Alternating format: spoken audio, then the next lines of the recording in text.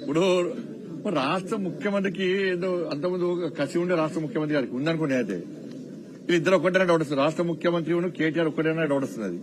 ఎందుకంటే ఒక ముఖ్యమంత్రి పట్టుకొని లొట్టపీసి ముఖ్యమంత్రి అంటాడు, ఒక ముఖ్యమంత్రి సన్నాసి అంటారు, ఒక ముఖ్యమంత్రి చాతాన ముఖ్యమంత్రి అంటే కూడా ముఖ్యమంత్రి పడుతున్నట్టే. వీళ్ళిద్దరి మధ్య అండర్స్టాండింగ్ ఏది? రాష్ట్ర ముఖ్యమంత్రికును కేసీఆర్ కుటుంబానికి మధ్య జరిగిన అంతర్గత ఒప్పందం ఏంది? ఏదో ఉన్నాం ఇద్దరి మధ్యలో. నన్ను చూడు, అందరు చూడండి, ఇక చూడండి ఆశ్చర్యం పీకేలేదు. అలా అరెస్ట్ చేస్తారా ఆశ్చర్య డౌట్ ఎప్పటికీ. లొట్టపీసు కేసు అంటే ఇవాళ మీరు తప్పు చేయకుంటే ఇవాళ వాళ్ళు చూస్తే బీఆర్ఎస్ చూస్తే నమస్తుంది. వాళ్ళ చెల్లెమైనప్పుడు గిట్నే ఒక దేశభక్తురాలు దేశం కోసం స్వాతంత్రం కోసం ఫైట్ చేసి ప్రజల కోసం ఫైట్ చేసి పోతే పోయినట్టు వచ్చే స్వాగతం పలుకుడు. ఈయన పోయిన అరెస్ట్ చేస్తానట. మొత్తం తెలంగాణ ఎందుకు ఆందోళన చేయాలి? బీఆర్ఎస్ పార్టీ శ్రేణులకు విజ్ఞప్తి చేస్తున్నా. మీ నాయకుడు ప్రజా సమస్యల మీద ఓలేపోతలేడు. ఆయనకు స్వాతంత్ర సమరయోడు కాదాయనే. ప్రజా సమస్య కొట్లాడిన నాయకుడు కాదు. ఆ విషయంలో జైలు పోతాడు. అవినీతి ఆరోపణ జైలు పోతున్నాడు. ఆయన సమర్థిస్తే మీరు కూడా అవినీతి పడలేకపోతారు. బుద్ధపడితే ఫ్యూచర్ లో నేను కూడా ఒక అవినీతి పని సమర్థించిన ఆరోపణలు వచ్చినప్పుడు ఊకే బీఆర్ఎస్ జల కడిగిన ముత్తులక బయటకు వచ్చాక మాట్లాడు. ఇప్పుడు కనీసము దాని మీద మాట్లాడే ముందు ఇవాళ నువ్వు కనీసం కేబినెట్ అనుమతి లేకుండా అన్ని కోట్ల రూపాయలు ఏ విధంగా చెల్లిస్తావు? ఎవరైనా చెల్లించినావు? ఇంత ప్లాన్ ప్రకారం అంటే ప్రజల దృష్టి మళ్లించడానికి వీళ్ళు నీతివంతులుగా చెప్పుకోవడానికి వీళ్ళంతా ప్లాన్ చేస్తున్నారు. కేసీఆర్ కుటుంబం అంటేనే అవినీతి కుటుంబం.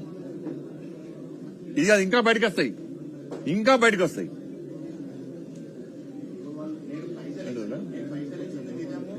700 కోట్ల లాభాలు వచ్చినాయి. ఎట్లా వచ్చినాయి లాభాలు చెప్పాలి? పరిస్థితి లాభాలు చూపెట్టు. 700 కోట్ల రూపాయల లాభాలు చూపెట్టు, మరి లెక్క చూపెట్టు. 700 కోట్ల రూపాయలు ఎక్కడ లాభాలు వచ్చినాయో నువ్వు చూపెట్టాలా? ప్రజలు వివరించు. ఏ అకౌంట్లో పైసలు అవి ఎవరికి ఇచ్చినావు? 700 కోట్ల రూపాయలు దొబ్బిపోదామని ప్లాన్ చేసిండు. 700 కోట్ల రూపాయలు దొబ్బిపోదామని ప్లాన్ చేసిండు. ఇలా మళ్ళా ఏం చెప్తుండే? 700 అది కుదరలే కాబట్టి ఇప్పుడు 700 కోట్ల లాభం వచ్చింది. మళ్ళా దానికి ఒక వక్ర భాష చెప్తుండే. ఇవాళ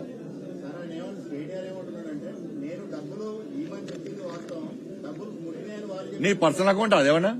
ఆయన పర్సనల్ అకౌంట్ నీ తాత జాగిరా, నీ అయ్యే జాగిరా ఇవ్వడానికి? అరే నువ్వు క్యాబినెట్ ఆమోదం లేకుండా ఎట్లిస్తావు? నువ్వు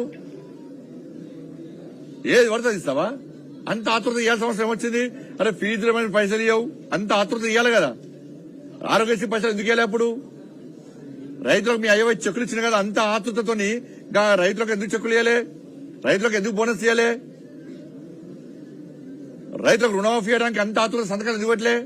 క్యాబినెట్ ఆమోదం లేకుండా రైతులకు రుణమాఫీ చేయొచ్చు కదా. నువ్వు ఇవ్వాలనుకుంటే ఎందుకు ఇవ్వలే? ఫీజు రియంబర్స్మెంట్ రైతులకు అప్పుడు ఆమోదం కూడా ఇవ్వాలి, ఎందుకు ఇవ్వలే? దానిలో అంత ఆతృత ఏంది అంటున్నా. అంత ఆతృత క్యాబినెట్ ఆమోదం లేకుండా ఇవ్వడానికి ఆతృత ఏంది? ఎంత లాభాన్ని ఆర్జించి నీ స్వలాభాన్ని ఆర్జించి నువ్వు ఉత్సాహం చూపెట్టినావు? దానివల్ల ఒట్టపీస్ కేసు స్టార్ట్ చేశారు. దానికి కాంగ్రెస్ బీఆర్ఎస్ ఒకటే. కాంగ్రెస్ కును మళ్ళా ఇప్పుడు కేసీఆర్ మళ్ళా ఢిల్లీ పోతాడు, ఢిల్లీ పంపిస్తాడు. ఎందుకంటే డ్రగ్స్ కేసుల కేసీఆర్ కుటుంబం మీద ఈ రాష్ట్ర ప్రభుత్వం ఏం చర్యలు తీసుకోలే. ఎందుకంటే ఢిల్లీ పోయి కప్పం ముట్టయ్యపచ్చారు కేసీఆర్ కుటుంబం.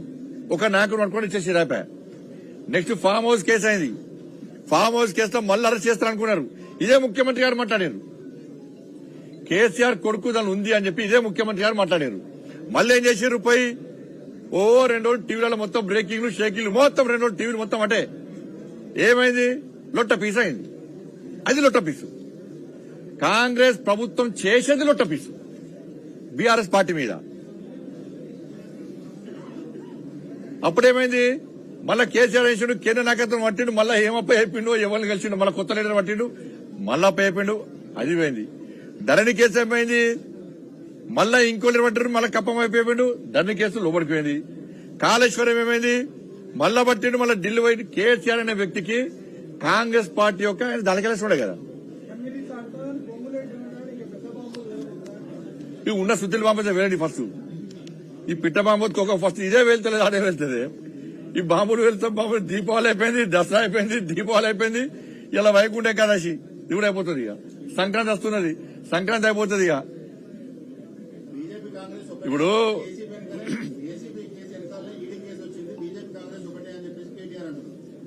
ఏదో ఒకటైతే ఇది సంగతి చూస్తాం, గ్యారెంటీ చూస్తాం. ఒకటన్నాం ఏం బాధపడం. నీ కుటుంబం యొక్క అవినీతి బయట పెట్టడమే భారతీయ జనతా పార్టీ యొక్క ఆలోచన. తిరుపతికి సంబంధించి తప్పకుండా అది అందరి మనసులో కలిసివేసింది. అది అనుకోకుండా జరిగినటువంటి ఒక సంఘటన.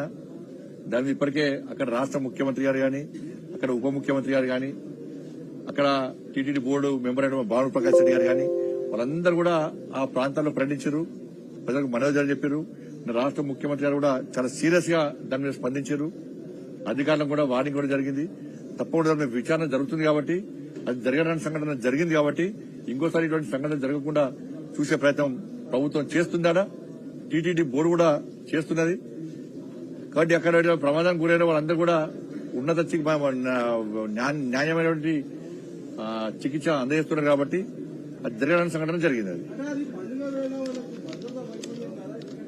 అది భద్రత అంటే దాని మీద కంపల్సరీ చర్యలు తీసుకున్నారు.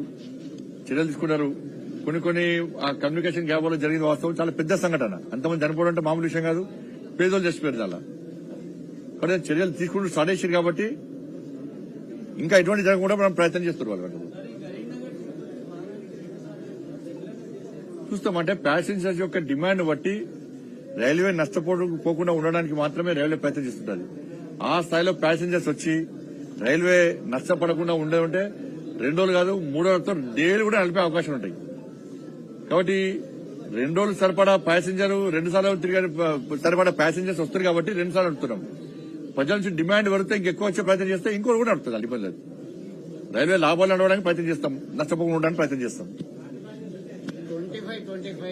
25-26 సంబంధించి రైల్వే బడ్జెట్ లో ఏ మేరకు మీరు పెంచుకునే అవకాశం ఉంది? ఇప్పటిదాకా చేసినటువంటి డెవలప్మెంట్ యాక్టివిటీస్ కొనసాగాలి. వీటిని ఆపే ప్రసక్తి లేదు. ఇవి పనులు చక్కచక్క సాగే విధంగా బడ్జెట్ లో ఎలాంటి ఇబ్బంది లేకుండా మేము ప్రయత్నం చేస్తున్నాం. ఇబ్బందులు రాకుండా గురుస్తాం. ధన్యవాదాలు.